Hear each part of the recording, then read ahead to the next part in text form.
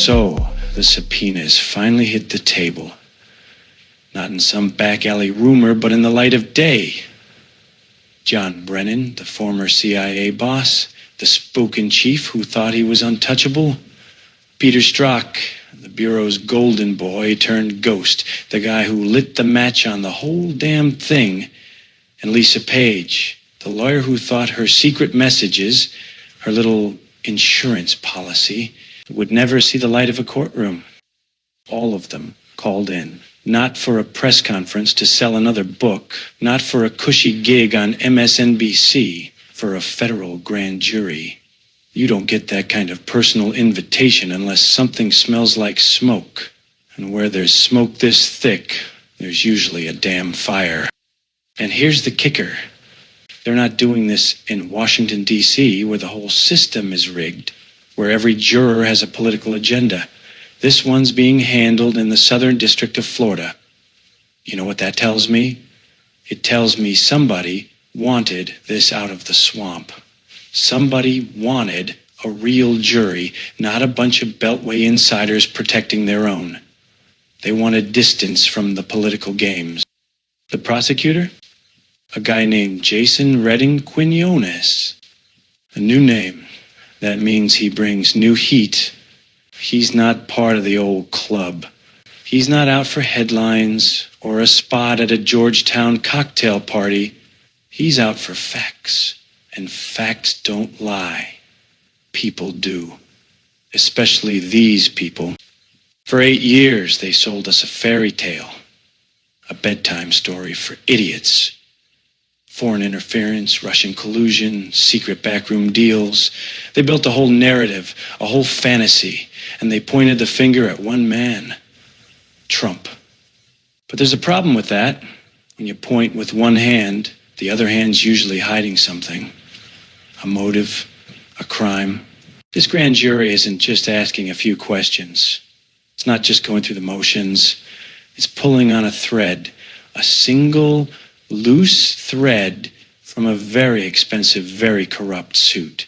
And, as any good detective knows, you pull that thread long enough, the whole damn suit comes apart. And this ain't just about the big three. My sources are saying up to 30 subpoenas could be in the pipeline.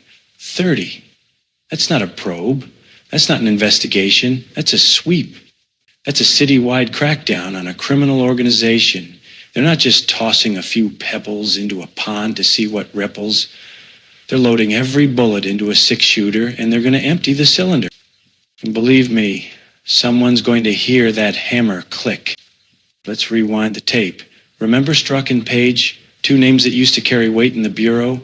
Back in 2017, they were on Mueller's special counsel team, the top investigators digging into the Russia case. But then came the texts. The ones they thought were secret, arrogant, political, personal.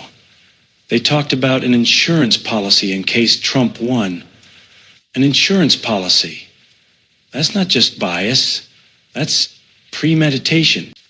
They said the quiet part out loud, that they would stop a duly elected president, and they hoped no one was listening.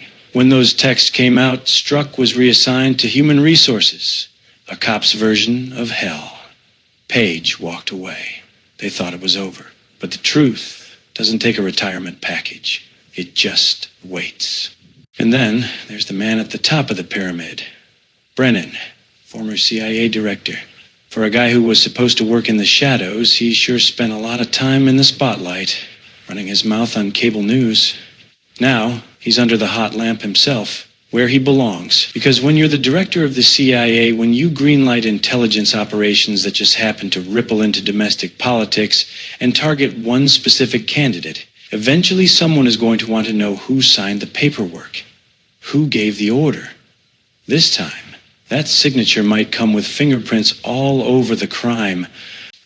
They always say justice is blind. That's not true. Justice isn't blind. It just doesn't blink. It sees everything. It doesn't care who you were, what fancy title you had, what agency you led, or what bullshit narrative the news sold to the public. It just watches. It waits. It collects the evidence, piece by piece, until the case is airtight, And then, when the powerful get comfortable, when they get arrogant, when they think they've gotten away with it, it acts. Don't let them tell you this is about revenge. This isn't about politics. This is about accountability. This is about the rule of law. If even a fraction of what's alleged here turns out to be true, that the highest levels of our intelligence agencies and law enforcement conspired to overthrow a president, then this will make Watergate look like jaywalking. Watergate was a 2-bit burglary. This was a coup. The subpoenas are out, the clock's ticking, and history's got its finger on the trigger. So, that's it for today. Please subscribe, like the video, drop a comment, and share this with someone who needs to see it, because YouTube has shadow banned us, and we need your help to get the word out. Until next time, this has been a Chris Dallas production with celebrity recreations. We're not rewriting history, we're just reminding you of the people who tried to erase it. Chris Dallas and Dirty Harry are now out.